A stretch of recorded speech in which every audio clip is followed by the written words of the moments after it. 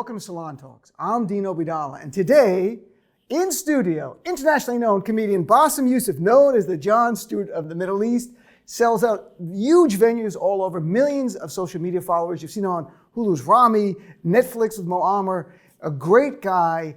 I've done shows with him. It's so nice to see you. Welcome to Salon, my friend. So nice to see you, my friend. How So, are you? I watched you since you were like an Actors in Evil. Since I was a child. Yeah. I was young. No, he was a child. I was still a doctor, but like. And you were a cardiologist, a heart surgeon. Yes. And then and I was a lawyer and Yes. became a comedian. So together we made our parents happy and then Very broke their hearts disappointed. at the same. First we made him happy, like doctor, lawyer, that's great, comedian. What happened? So let's talk. Jon Stewart is coming back. Yes. You're friends with Jon. You've been on his show I'm countless so happy times. for him. He came to your show in the Middle East when you were Yes. doing it there. First time back, 9 years hosting 1 day a week. What do you think? Do you think it'll be as relevant and as newsmaking as he was 9 years ago? John will always be relevant. But the thing is, it's the genre of the parody news that maybe younger children might not be, familiar with, because we grew up with that. We were the generation that we got our news from the Daily Show, which, according to John himself, it's ridiculous. But this is how we actually knew the news. And the thing is, I don't know how the younger generation will react, because they get their news from elsewhere. Right. They, from TikTok, from people dancing. I don't know. It's different. But because we grew up with CNN, right, with MSNBC, with Fox News. So John was the mirror parody of that. So it resonated with us. I don't know how the younger people, would feel about it, but who cares? Who cares about younger people? They have TikTok, we have John. So that's the trade-off, TikTok and John. Yeah, look, I remember talking to you years ago, and you said something that stuck with me, and I hope this is right. You said the White House Correspondence Dinner, where the president would go and get mocked, said so much about the United States of America, and that it was one of your favorite things. Yes. Then Donald Trump refused to go. Yeah. And that Donald Trump, we know, is thin-skinned. And John used to get under his skin.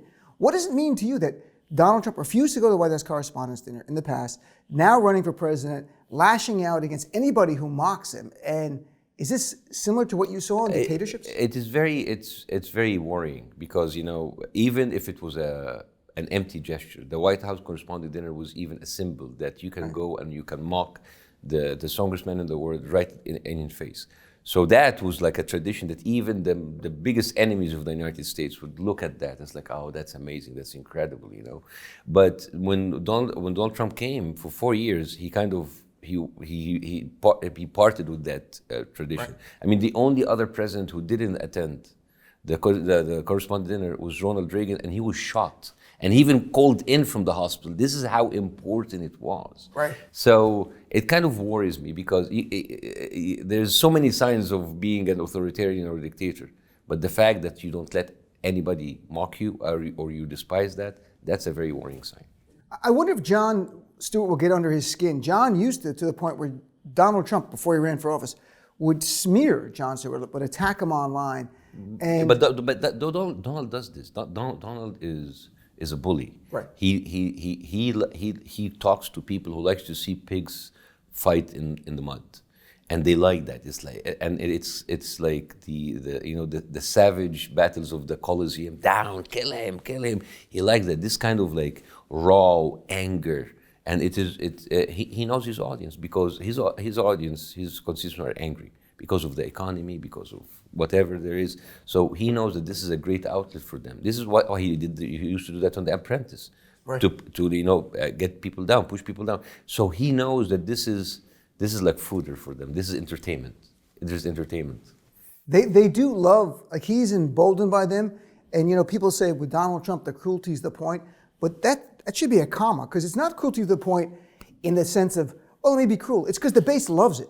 Yeah. Like, his base loves when he's mean, when he's cruel, when he attacks people.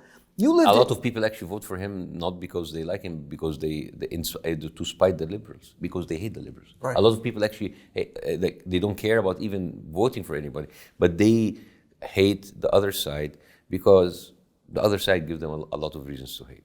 We have to admit. Well, I'm on that side, and I am glad to give them a lot of reasons to hate. That's Michael. Look, you're Bassem Youssef. You think they love you? You're a brown guy selling out theaters, 3,00000 seats, and in their mind, you've stolen their job. They love me more than you. I'm not sure.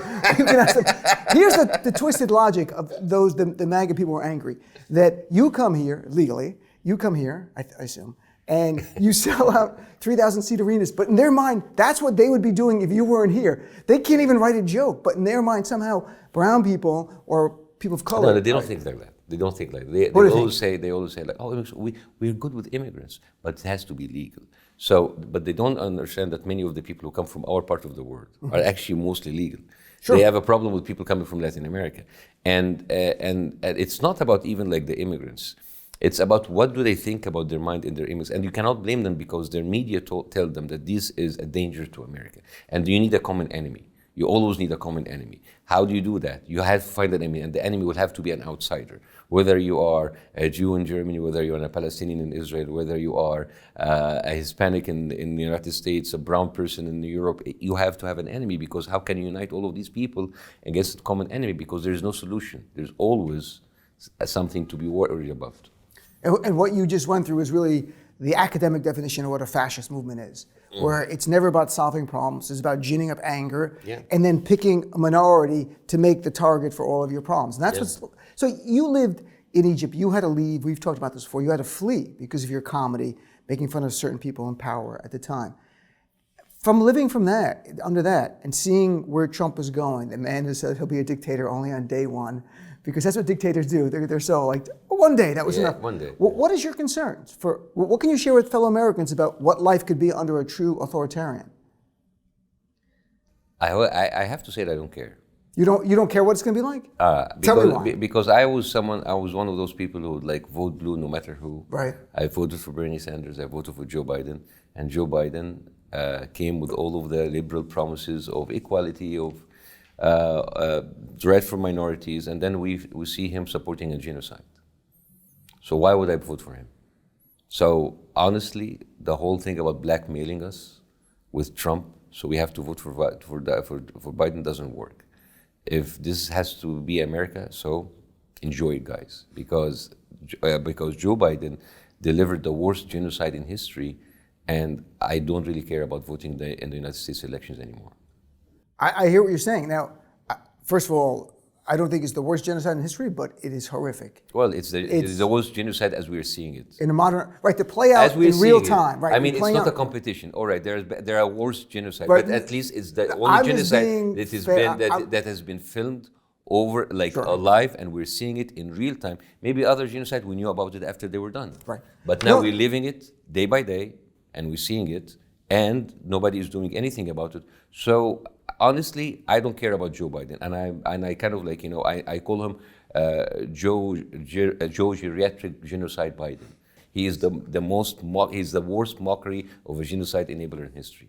So I mean, even other genocide people were even like, Mussolini, whatever. They would like, they had charisma, but that guy has nothing. He says, the president of Mexico. So you're a campaign operative for the Biden campaign, clearly. I don't care. But but if you don't care, okay. You know what's funny? You know what's funny? I came here to America, took the American citizenship. I'm voting it. I'm so happy that I'm voting now. And it took America 4 years to make me check out of elections. Yeah, but so good job, America. Is it? But is it It's Joe Biden's policy in the Middle East. And look, when I say, I don't want Trump to win. No, I understand that. But I want Joe Biden to lose.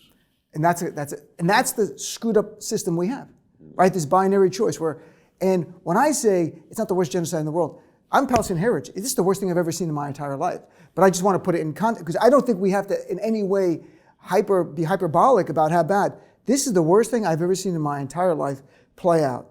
The cruelty, the collective punishment, the killing of children and of women by the Israeli military in response to a terrorist attack. I get that part. But this is where we are. So you made a lot of headlines going viral with Piers Morgan. You talked to Piers Morgan several times. You guys are like buddies now. No, a couple of times. Going to tour with him? Like, a couple of Piers times. opens for you? And then we, ladies and gentlemen, Bassem Youssef. So what did it, there have been serious speakers about the Middle East a lot, but you went viral. And is it something about comedy? You're an Egyptian guy talking about Palestinian issues. Is it something about comedy that you think that elevated that? I didn't do comedy. I just repeated. But you're satirical. I just repeated their talking points to them. Right. They say, like, how many Palestinians should we kill? It's like, kill more. Because this is what they do. This is what happens. Like, we're just going to go to the north of Gaza. Now we're going to do Khan Yunis. It's just in Rafah. And we're not going to bomb any hospitals. Every hospital is bombed. We're not going to bomb any schools. Every school is bombed. We're not going to call it any university. Every university is gone. And the thing is, they are wasting time by asking useless questions like, what is the proportional response? What they can do? And while they are stalling to give them time to do the killing, it is the worst. It was the worst exposed cover-up in history, because we see what they're doing and they're playing them. And then they come and they lecture us about liberalism and democracies and equality. So, and I said it on Piers Morgan, I'm saying it again, Israel has corrupted the West for 100 years to come. It is like morally corrupted the West. The West has absolutely no right to come and lecture us about equality and human rights anymore. Because of human rights for them, it really depends on the color of your skin and who's doing the killing. So it's like very hypocritical. And it's sad. And it is, yeah. Do you think the United States' reputation is greatly tarnished? It's destroyed in the world from this? Like, give me a sense. How do you think the world sees it? And the Arab world? I've always heard like people from the American administration complaining, why do these people hate us? Oh, they hate us because our lifestyle. No, we hate your policies because the way that you blindly support a genocidal, murderous terrorist regime like Israel, doing whatever they want, and I don't know how is this actually helping you. I mean, basically they choose like this regime over hundreds of millions of people in the Middle East and the Islamic world and the Arab world that could be more beneficial to them. But they have chosen people who have actually do exactly what did to the Jewish people in the Second World War. So I don't understand the logic. So like I recently interviewed Bernie Sanders, and he said we are now complicit. And he said if we give more aid, we are even more complicit. It doesn't matter, because they will call him a self-hating Jew. Because this is what they do. Right, but and they call Jon Stewart a Jew. This is the thing. If you're not Jewish, you're anti-Semitic. If you're Jewish, you're a self-hating Jew. And this is like the worst gaslighting I've ever seen. It's like gaslighting as like the textbook gaslighting. Look, we're American citizens. Are we complicit too, that our tax dollars are being used? I mean, if you don't pay taxes, the IRS come and get you. I mean, at least we speak about it. We speak up about it. We're not. I hope we're not. But at least we have something to say about it. But what is complicit really is the authority and the media.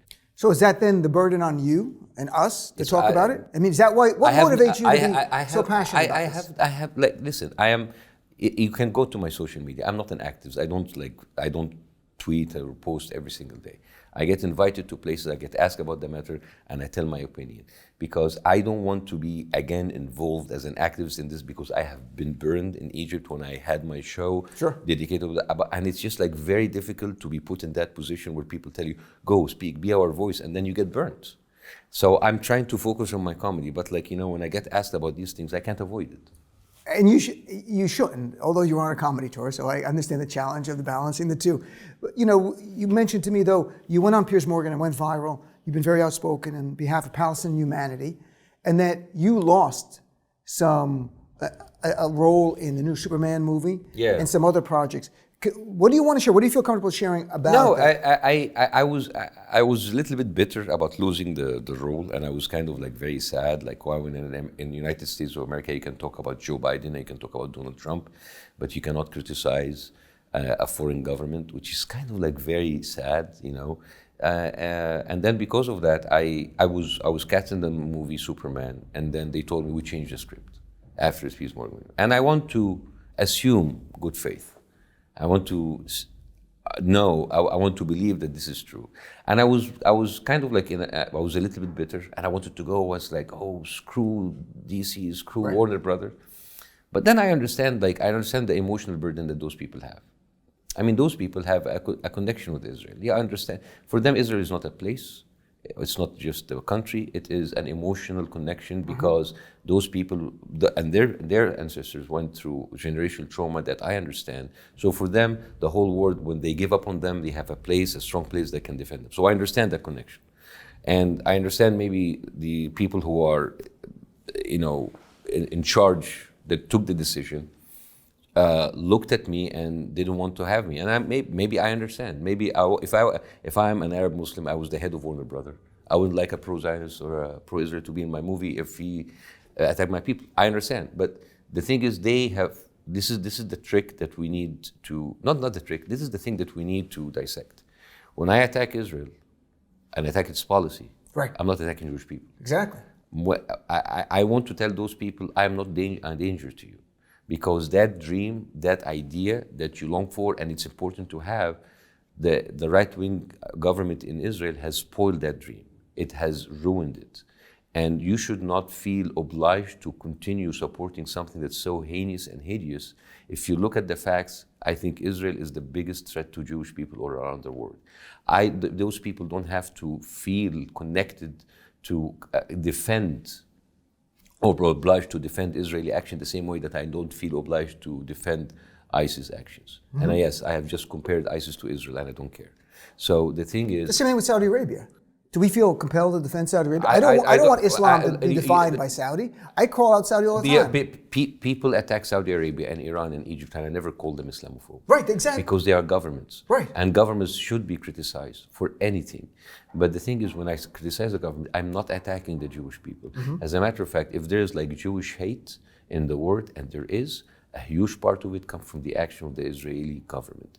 And they need to understand that it is never about a problem with Jewish people, never. And I know that it sounds like a broken record.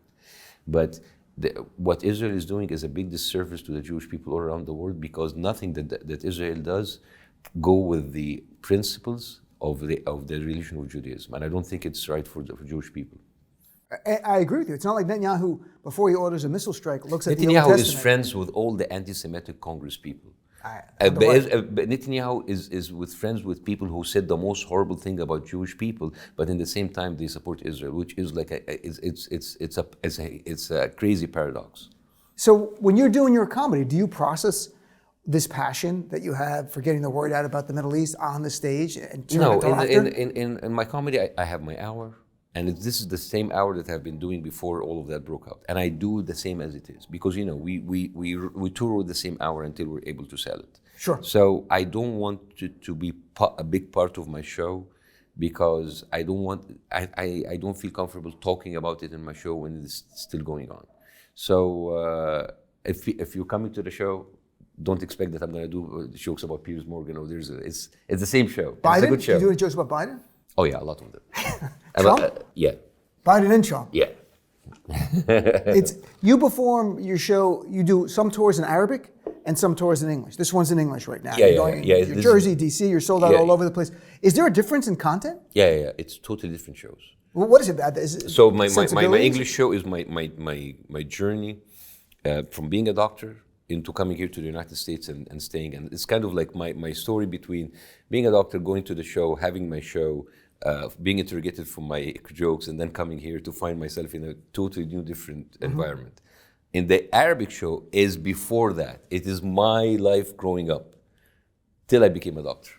Until doctor. Yeah, and it has different, and it's different because in the Arabic show, for me, believe it or not, is 3 times more difficult than the English show. Why? The English language is a unifying language. Everybody can come and understand you. In Arabic, as you know, there are 22 dialects.